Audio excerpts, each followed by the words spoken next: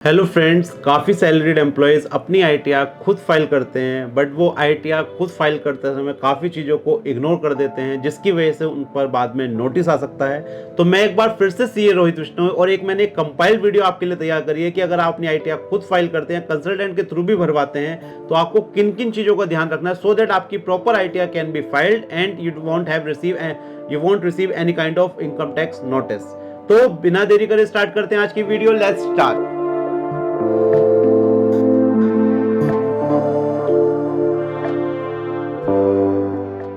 देखिए, things to be kept in mind before filing ITR. अगर आप आईटीआर फाइल करने वाले हैं, किन चीज़ों का आपको ध्यान रखना है।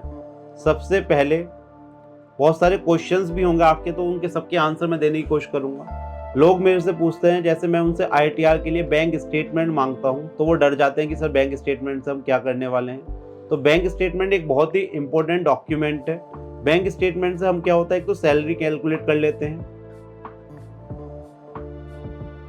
इसके साथ ही सेविंग बैंक का इंटरेस्ट भी कैलकुलेट कर लेते हैं।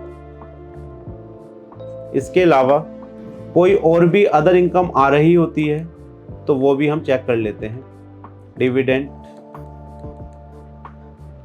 तो बैंक स्टेटमेंट बहुत ही इंपॉर्टेंट डॉक्यूमेंट है। फॉर्म 16, लोग सोचते हैं फॉर्म 16 से आईटीआर फाइल कर दीजिए, बात खत्म हो गई, बट ऐसा बिल्कुल नहीं है फ्रेंड्स।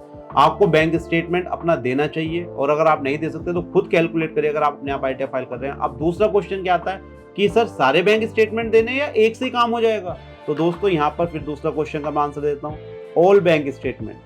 इसमें ये हो सकता है कुछ स्टेटमेंट में, कुछ बैंक अकाउंट में आपने ट्रांजैक्शन ना करी हो तो उसे आप इग्नोर कर सकते हैं, बट अगर आपकी थोड़ी बहुत ट्रांजैक्शन हो रही है तो आप दीजिए, और उसमें जो भी इंटरेस्ट वगैरह आ रहा है उसे कैलकुलेट करके लीजिए। आगे चलते हैं।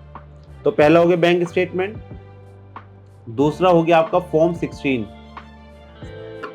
Form 16 plus bank statement. Form 16 में आपका सैलरी का सारा बायोडाटा आ जाएगा, बैंक स्टेटमेंट में हम सारी इनकम निकाल लेंगे। दो चीजें हुई। Third, 26AS। 26AS में अगर सैलरी पे टीडीएस कटा वो तो आता ही आता है, इसके अलावा कोई और आपकी इनकम आ रही है उस पर भी अगर टीडीएस कटा है तो वो चीज भी हम 26AS से ले सकते हैं। Fourth, AIS। AIS में और भी कोई आपकी एनुअल इंफॉर्मेशन रिटर्न से इंफॉर्मेशन होती है, AIR फाइल होती है, उससे जो भी इंफॉर्मेशन आती है, for example sale and purchase of property,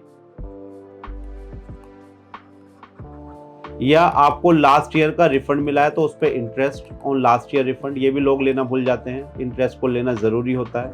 आगे चलते हैं। इसमें आपको एक और चीज़ मिल जाएगी, अगर आप शेयर्स या फ्यूचर एंड ऑप्शंस में डील करते हैं तो वो सारी इंफॉर्मेशन AIS में मिल जाएंगे। फिफ्थ, अगर आप इसमें डील कर रहे हैं तो एक स्टेटमेंट निकलता है capital P&L account, tax P&L, मतलब जो भी आपका ब्रोकर होगा उससे टैक्स P&L लीजिए। उसमें क्या होगा, पूरे साल का आपने कितना प्रॉफिट अर्न करा, कितने एक्सपेंसेस हुए, वो सारी चीज़ें आपकी यहाँ पर आ जाएंगी। तो ये बेसिक डॉक्यूमेंट मैंने आपको बताए, एक बार मैं दोबारा समराइज कर देता हूँ।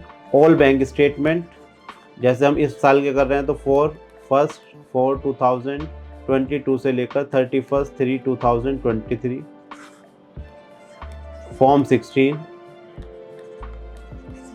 26AS, AIS,